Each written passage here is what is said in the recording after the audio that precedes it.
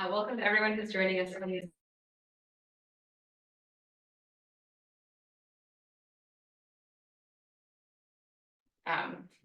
So let us know what we can do to make your online experience better. So we're gonna do a pretty quick little meeting here tonight. We want to leave time for people to get to know each other, give us some feedback, get to know our board members. And that being said, we're just gonna jump right into introductions. So I'm Liana Frick, she, her. I'm our Director of Strategic Growth. I'm one of our 3 co-directors. There's our staff, and I'll just pass it to Mariah. Yeah. I'm Chris, and I'm the shop manager. So I really focus on the shops that we have, preparing for classes and open shop, and yeah, just think a lot about how to make everything function well and be like a hospitable environment for the community. I'm gonna bring it over here. Hi, I'm Jen. I'm the Director of Education here at the library, as well as the cameraman for this season. I focus a lot on, all the educational programming that we do in all 3 spaces. So the craft room, home care classroom, wood shop, and knife shop. And I work with these folks to hope to bring the education further outside of these walls and into the community. So if you have any questions about classes, hit me up. We're just doing staff right now? Yeah. Yeah. They said the audio sounds good also. Great, okay. Yeah, cool. Hey, everyone. My name is Jessa. I use they, them pronouns. I'm the 3rd co-director here at the Toole Library. So I'm director of library services. So I focus more on lending library. I do a lot of volunteer management, community partnerships, and things like that. I'm so glad to see a couple of folks that came to our first ever members meeting back again, 100% attendance. We see some of you. So yeah, I'm excited for y'all to meet the board and for us to talk more about what we want these meetings to be. I'll pass it on.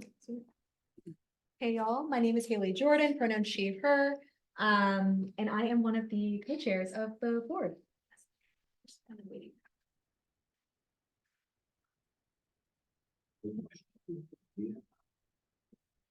Directors, I'm mostly working with community engagement right now. Thanks. Hi, y'all. My name is Shelby Switzer. I use they, them pronouns, and I am the other co-chair of the board. Cool. All right, Jessa, I think I was wrong. Don't do that, because then we won't be able to present. Okay, sorry. Anyway, that's our board. We have a few folks who aren't here who I want to shout out, who couldn't make it. It's a super busy time of year. We appreciate being here. So we have Haley and Shelby, our co-chairs. We have Twee McCollum, second from left in the black shirt. Bradley Gerard in the red shirt. Oh yeah, I have laser pointer now. And we didn't get Jason. Jason's here. Jason's yeah. Are you having fun holding it? Jason Nebetti, Ian pronouns, and I am the treasurer Yeah. and a member. Finance, big stuff. And then we have Sarah Amend, who is out, she just had a baby, one of our longtime librarians. And Lisa Garibaldi. So that's our board. And we want to give them an opportunity to talk to you about what they're doing. So I'm gonna hand it over to Shelby. Nope. Not my best day. So we are the Toole Library's first board, which is really exciting. It's an honor to be a part of it. I think the core focus of this board is to build capacity for our core team. This looks like, governance support. This looks like organizational development, fundraising, community engagement, and we'd love to hear from other folks who are here. The really cool thing is that we're all sort of members or volunteers or some role in the Toole Library to begin with, and want to focus on providing more voice for members and folks in the Toole Library community represented in decision making. And so that's sort of the bulk of what we've been doing. If anyone wants to add to that. Speaking of adding voices, we just hosted 2 contact sessions in the past month, where we invited volunteers to speak. Recommendations for how this operation is going to be improved, how things may have still fallen by the wayside in the past, how things can be improved, and what systems need to be refined and replaced and built up for the first time. So we'll be taking all of the results of those conversations that we had in 2 different sessions, dense stuff, as Bradley can speak to, and start to new policies and procedures. Again, we're going to be doing this again in the next months to continue the conversation so that there isn't this disconnect between the people that make the operation, volunteers, work in a functional and consistent manner, and the way in which the people that are actually directing it in a big picture manner can also work with the greater cohesion.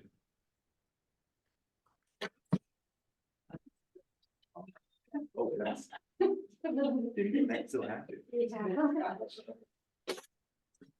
else? Or do you want to give a quick intro, role on the board, whatever you want to say?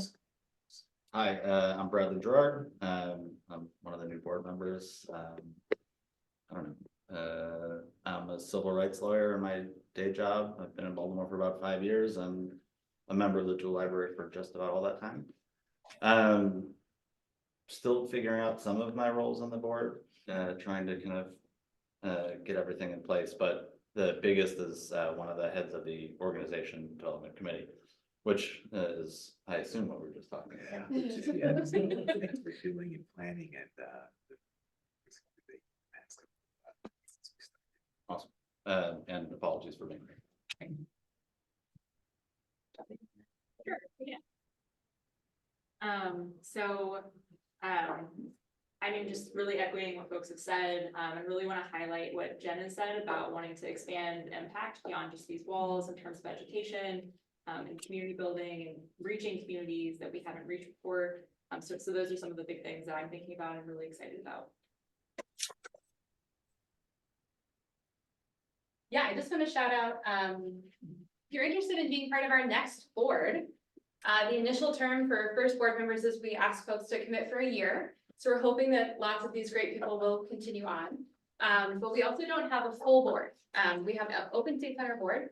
And so we're hoping to grow and expand, and we have a permanently open submission application process. So if you or anyone you know is interested in getting involved in this great group, you can submit your interest anytime. It's on our website under community board membership.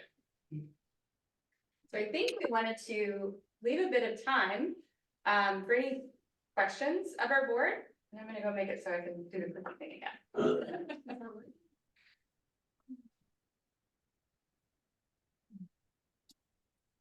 Yeah, does anyone in the chat or in Zoom or in person have any questions about our current board members, how the board functions, the priorities, anything? I would also add that you don't have to be a board member to be on most of our committees. So if you're interested in doing any of that work, but not being on the board, it's also an option. A question then, since, so can you talk about the committee structure and what the committees are and what you need help in?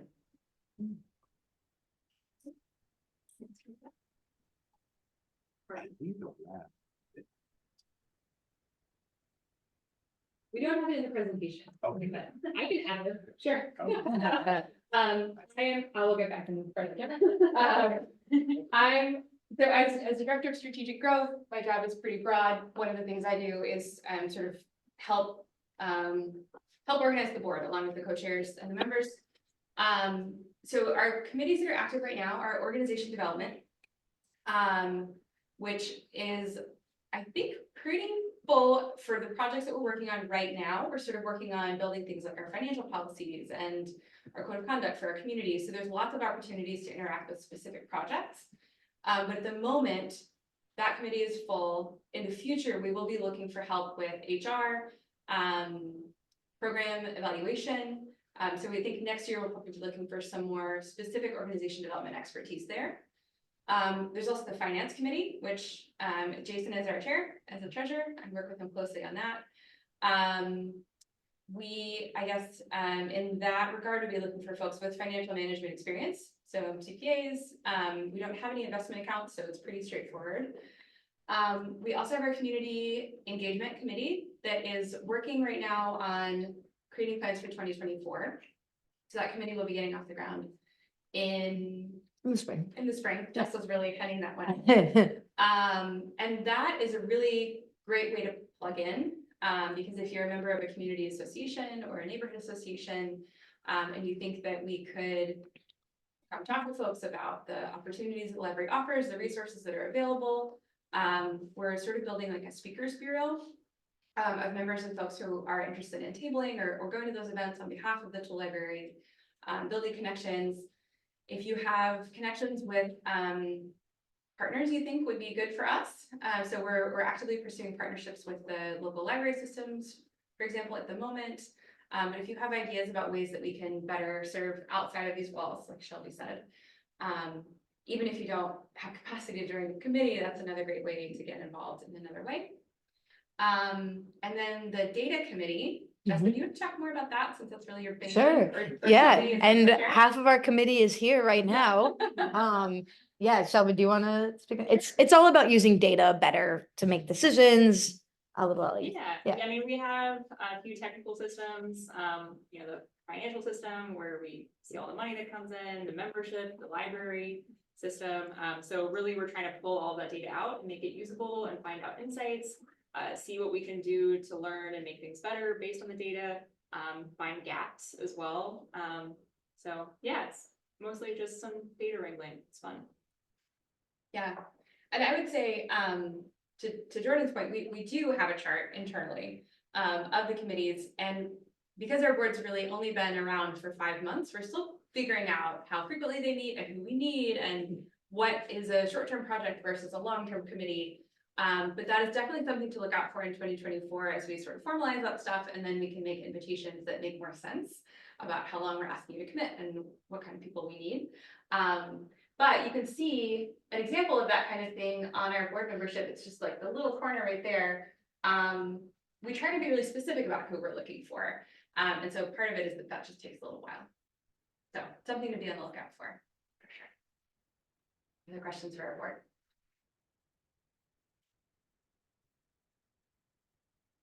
They're really great. Their bios are on the website. I appreciate that you saved us there from all looking like we don't know what committees there are. I just want to reiterate that, you know, so much of what we're doing is really trying to figure out the bones of this. Thank you. And so when, you know, thinking about what we're looking for in committees, you know, the organization development committee, we've spent a lot of time thinking about, okay, well, what does a committee charter look like? What's the voting process? Who are the stakeholders? And we really are trying to be thoughtful about getting all of this groundwork laid so that when we are getting people involved, it's not on an ad hoc basis, and that as new board members come in and as we leave at some point, we've set up a system that can go on into the future. So that's really kind of. Cool. We're gonna talk about what we've done in more numbers. I mean, this is really, if you're looking for specifics, here you go. Yeah. So, whoop. Do we feel like the mic is helpful, or do we feel like we maybe don't? I'm gonna try to project. I think we're good on that. You can't hear us in the Zoom. We'll come back to the mic. I will channel all of my middle school theater camp experience. So we always like to recap, you know, sort of like, where have we been recently? And at our first members meeting, which I think we have recorded, we're gonna put them both on our website so you can revisit them if you want. We had a really long historical back look. We had 10 years to kind of catch up on it, even the first one. And we really looked at sort of how our membership has grown over the years, the ways that the organization has changed, our budget has grown and contracted and grown. So this is just a 1-year snapshot. This is really at the end of 2023, looking back at the year to date. So some of the things that we loved this year, we became an independent nonprofit, which was really the catalyst for our first members meeting back in end of June. We had been fiscally sponsored for 10 years, we separated. We did all kinds of things like trying the bookkeeper and health insurance and workers' compensation, like all the stuff that you need to do when you're a business. After 10 years, we finally had to do that. So that was a big part of my job. In terms of our programming though, we loaned 16,000 tools to over 1,100 people. It's not all of our members buy our tools, but most of them do, and most of them did this year. We added, I say we, Jessa. Jessa and our librarians added 204 new tools to our inventory. So we are, Jessa and I go back and forth. I say 4,000, because we have roughly 4 million screwdrivers and things that aren't even in our system. So we have somewhere between 3,500 and 4,000 tools available now, which is really exciting. We also completed hundreds of library tool repairs. So one of our most steadfast tool repairers, Larry, was here today fixing tools. You can see if you go out through the library, his notes on his tools are really funny. He fixed a compressor in record time. We, mostly Jessa again, trained 22 new volunteers, and Jen onboarded 11 new teachers. So we now have over 35 teachers and over 65 volunteers who work with us. We hosted 747 people for Open Shop, totaling more than 1,700 hours that people spent working on their own projects in our wood shop and in our knife shop. We're very excited, actually, tomorrow we have our kickoff meeting to open this room for Open Shop use. So starting next Friday, for the first time, people can come and use the craft and repair room during our sort of holiday pop-up Open Shop hours on Fridays. And then in the new year, it will be a big study part of our curriculum. We also welcomed more than, this was a number from our annual letter, which went out a month ago. It's more than this now. Over 570 new members, and now we're over 1,700. So that's about double where we were for many years pre-pandemic. So our community has really exploded in the last 2 years, which is awesome. And we provided classes to almost, well, at this point, over 1,300 people, many of whom are not members. So that's an additional reach. We developed 8 new classes, which is really cool. They're all on the board out at the front now. I think there are some that we haven't even launched yet that you'll see early in the new year, thanks to Jen and our bevy of new teachers. We hosted a successful Fix-It Fair this spring. And in doing that, we wrote, with the help of an intern, and published a free guide that's on our website that has all of the details, the volunteer roles, the timelines, everything you need to host a Fix-It Fair of your own. So we're making that public. Questions about any of these? Fun, exciting numbers. I don't know why I can't advance again. Jen, would you mind just clicking? All our tech is falling apart. Yeah, we're not. This is not a strong suit. Is that the next one? So yeah, another big part of my job is money. Part of why I work so closely with Jason. So this is our 2023-24 budget. So when we separated from our fiscal sponsor, July 1st, we started a new fiscal year. So we're actually in the middle of it right now. And this is our fundraising period. So this kind of helps us not have that right at the end of the year. It helps us better predict. But for the budget year we're in right now, you can see classes. So revenue from classes actually is our biggest segment. That's been true for a long time. Grants is our second largest, and that's smaller than it has been in previous years, which is great. Grants are big chunks of money that can be hard to rely on, hard to predict, lots of work. Our membership is our next largest, and that's the segment that we're working on growing the most. So not only attracting new members, but also helping folks who can afford more understand how to pay more to support the community. If it were cash, the next biggest section would be the value of the volunteer hours that are served every year. So our volunteers contribute the equivalent of over $100,000 towards our budget. And then donations are pretty small, but that's really what we're focusing on right now. Most of our donated funds come in during the month of December, November and December. And we are just about 2/3 of the way to our $30,000 fundraising goal right now, which is very exciting. Retail, I just have to shout out, we do have these brand new shirts being modeled coincidentally by all of our students today. We just got a run of new shirts designed by Anya, our graphic designer. So they make up a little bit of our budget, but not a significant portion. And you'll see here, we used to include late fees in our budget and we don't anymore. And Jessa will talk more about that when we get to the feedback section. I'm gonna go through expenses. It's probably, no, that's been, okay, cool. Jen, could you click again? Yes. Oh, I got it. Ah, it's working again. Okay, great. So I tried to line this up with, as you think about our income and our expenses. So classes are our largest.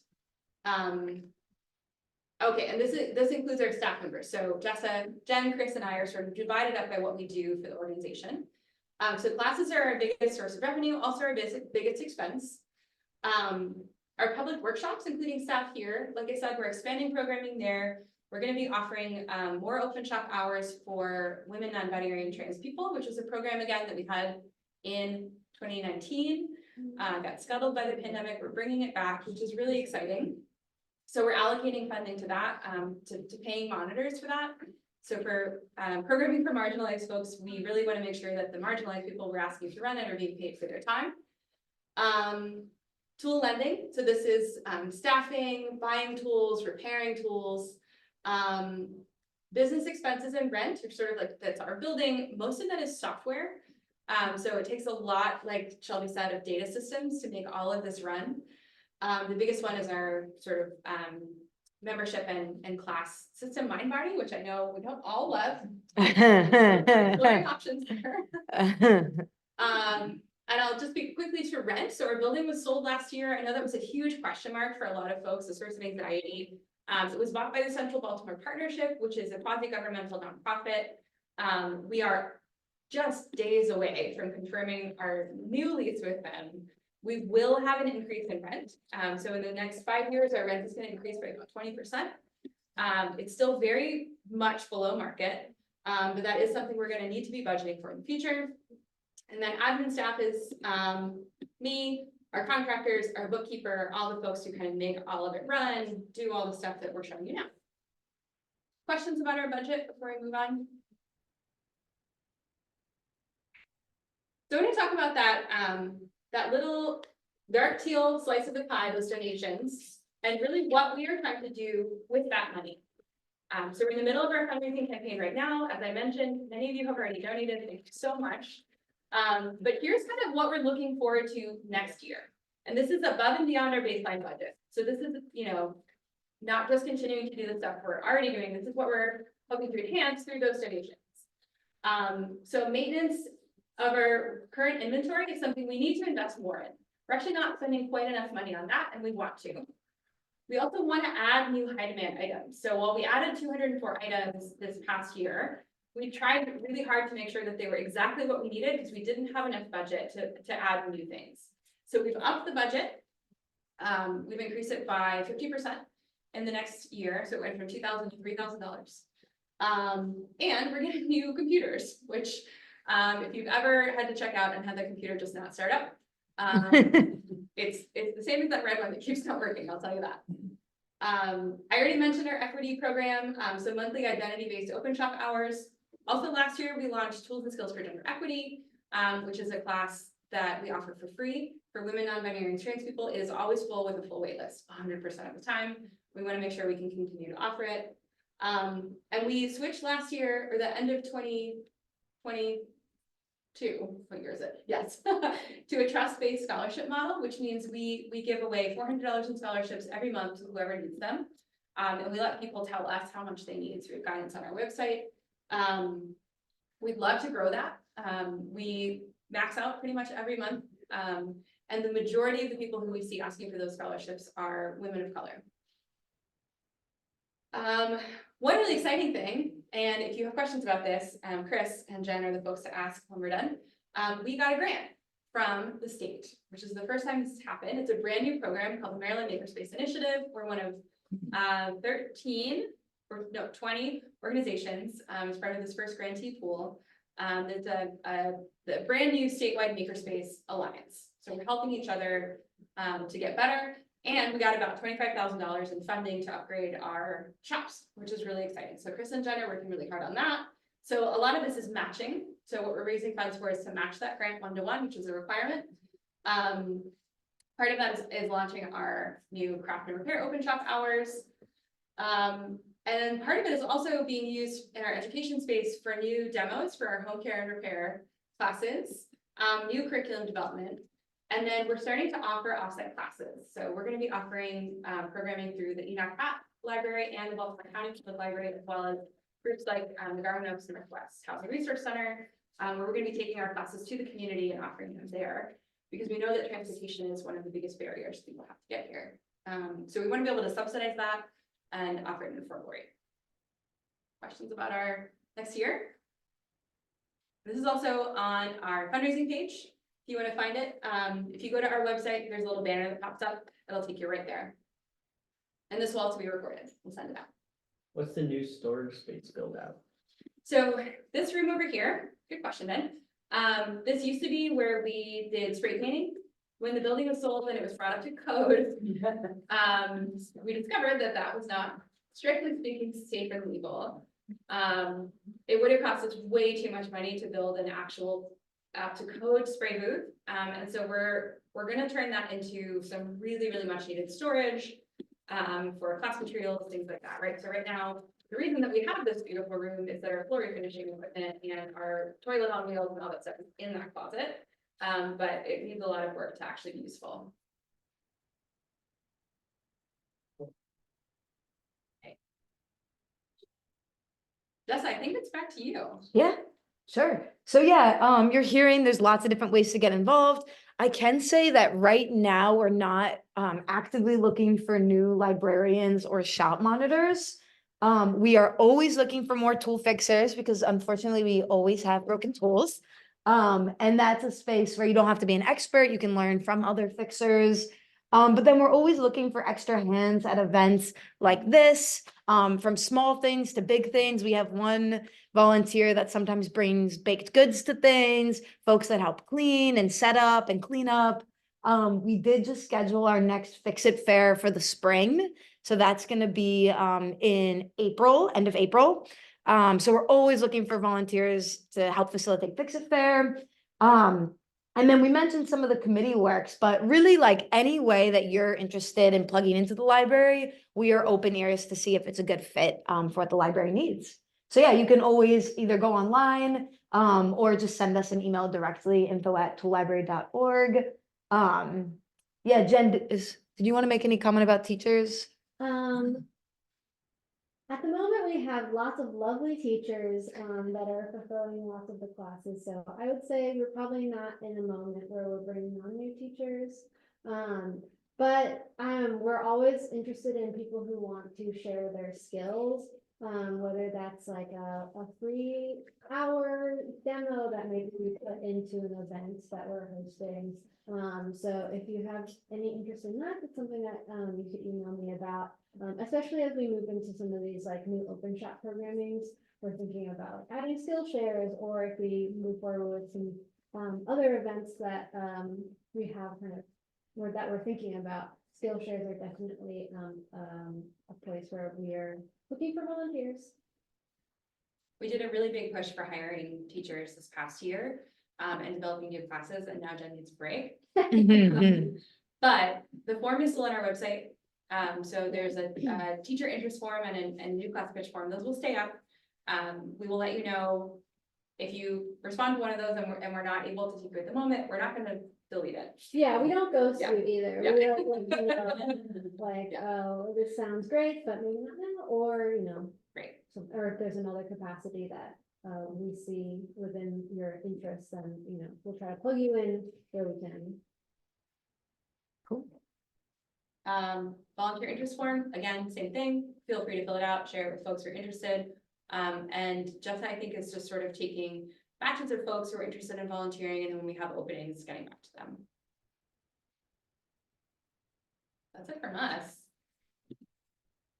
Jeff and Haley have a plan. Yeah. Great. Well, so yeah.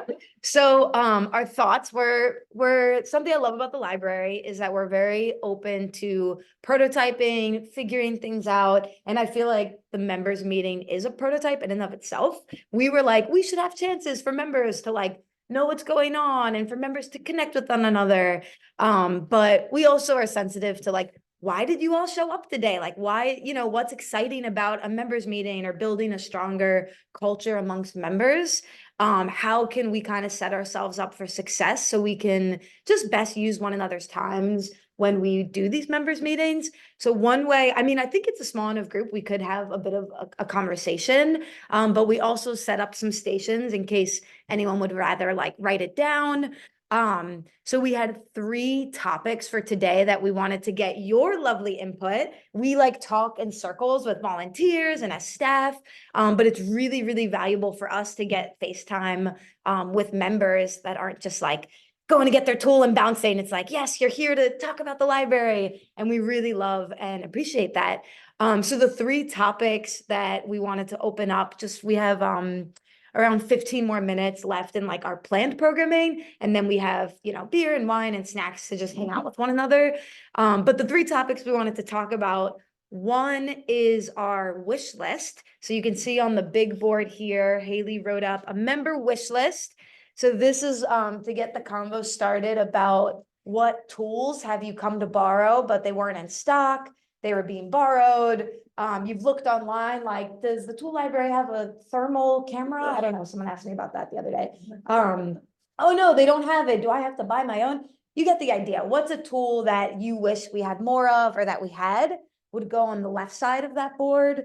And then on the right side is a class wish list. So what is class programming that we don't offer that you'd like to see from us? We can also be honest that, like Jen mentioned, we did just launch new classes. So that is going more in a vault for later classes.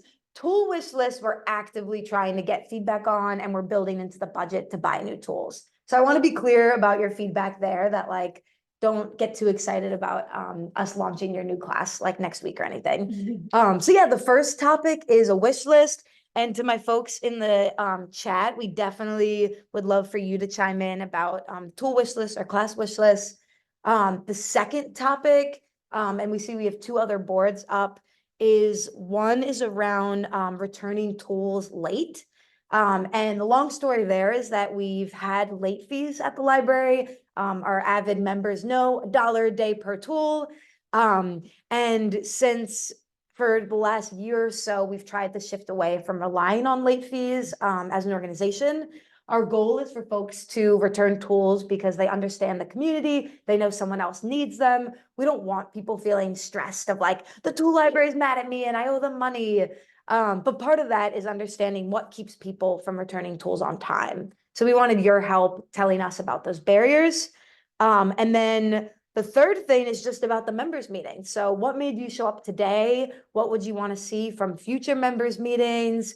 Do you not even want another members meeting? You just want more members socials? Like, what is it kind of that as a member you're excited about participating in the future, and why? So yeah, so those are like the 3 topics. Maybe to start, I just am feeling maybe with the small group, I would love to hear, maybe just starting with the members meeting, what made you all show up today and what you were kind of hoping to learn, if we succeeded in you learning the thing. And when you share something, if you could share your name, that would also be awesome. And I'm looking at the chat as well. And if you have questions, we can address your concerns if we didn't already. I'll start. My name's Jocelyn Martin, she, her, and, I just learned about the tool library this summer. I've taken a couple of classes, and was, as someone that may be a resource to you, and I've been in business for a long time, trying to figure out how in the world this thing works. Quite frankly, that was it.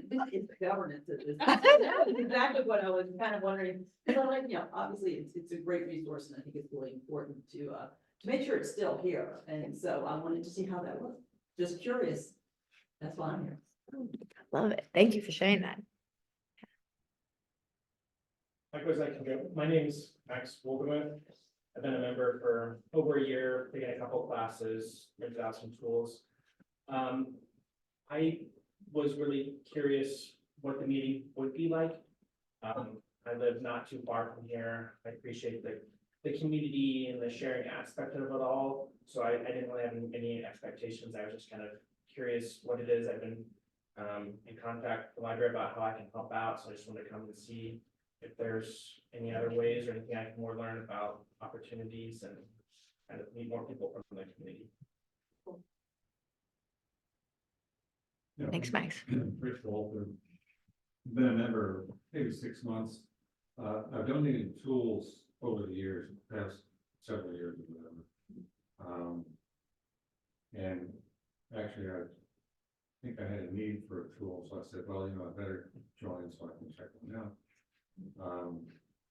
So that's what sort of gave me the impetus to do that, and then I saw the classes that were offered.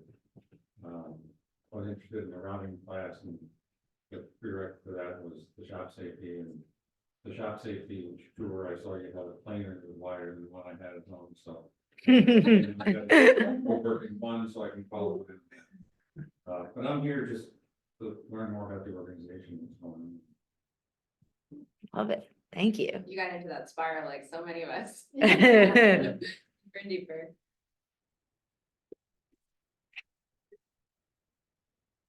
I use the tool library a lot. Especially with communicative. So I like this as an element to interact with people who use it. Because otherwise I'm not generally interactive.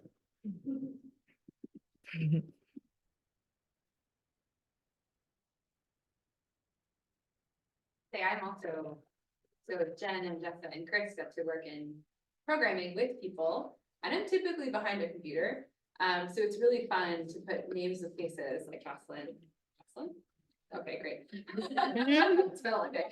So it's really, really fun for me when people come in and they just wanna hang out and talk. We all really love that, whether it's coming in during library shift when it's slow and hanging out with us. Or, even stopping by when we're working. It's fun. It's nice to see you here.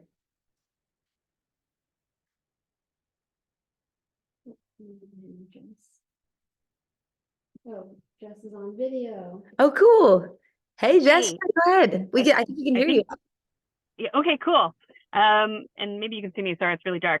I just wanted to thank all of you. I'm Jessica Lucas. I use they and she pronouns, and I just wanted to thank all of you for your efforts on this. I know it's not easy to be the first of anything in these efforts, and I just really appreciate all of the clear communication and all the work that you're putting in to make sure that these processes are clear and accessible. And in terms of the meeting, again, appreciation that you're offering it in this hybrid format that allows me, who is still practicing a lot of COVID cautiousness, to join, especially with the timing right after Thanksgiving. So thanks again for doing it hybrid like this, and excited to continue to learn more about the Tool Library and all of the wonderful people that make up the community around it. Oh, thank you so much, Jess. That's really appreciated. Yeah, I put in the chat earlier that we're not particularly experts, I'll say, at hybrid meetings, but we're not trying to give it a shot and get better at it as we go. So we definitely appreciate that. And I want to also uplift what Livia, I hope I'm pronouncing that right, Livia. Livia mentioned maybe a couple member meetings could have some show and tell, etc. People love to brag about their projects and tinkering, which we definitely can agree with. A nice way to get to know people, again, can also extend/overlap with something online that is ongoing. So yeah, maybe incorporating some skill shares or project shares into the meetings, and that could be another thing that really gets people excited to show up and participate. Thanks for that, Livia. Yeah, and we're also talking just high level, like how do we incorporate the concept of skill sharing more in like the veins of the library? Because I think our educational program is really valuable, and you need 3 hours to make your tripod lamp and your cutting board. But 3 hours from 6 to 9, like we all get hungry and tired. So how can we have less time intensive ways of learning skills and just really being a part of spreading that? So yeah, I love that point, Livia. Yeah. Any other thoughts? Our board members too, I'm curious, because for y'all, if you have any thoughts about members meetings. Y'all are members too. I like the chance to get to meet folks. We've talked about having some more kind of social, whatever, happy hours, bringing some of those back. I've, in the last couple of those sorts of things, become the de facto bartender. And it's just because I like getting to hang out and meet other folks who are interested in the space. And it's been great. So yeah, more of that. And then as a board member also, you know, we realize that we can, like, in working on whatever it is that we're working on, feel, or we don't want to feel disconnected from not only the staff, but also the people who are members here. And so it's a good chance to get some face time and hear what people are concerned about